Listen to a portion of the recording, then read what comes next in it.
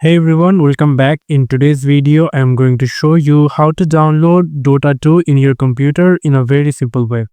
First, we need to download and install Steam in your computer. In my YouTube channel, I already created how to download Steam. There will be a notification. You can simply watch it.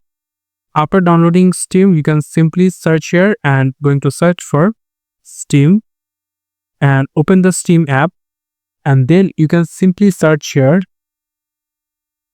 Dota 2 and we will find it over here. If you click on it, and then if you click on it, then you will going to get this panel options. If you click on it, and there will be an installation option. So I'm going to go for downloaded D drive. So I'm going to select it. I'm going to click on install. And as you can see, the download has been started. If you want to see that, you can simply go for library, go for downloads. And as you can see, Dota 2 is rightly installing. So installing files, as you can see, it's about 28.2 GB. It will take a lot of time. So after downloading and installing, you can simply play. There will be no consequences.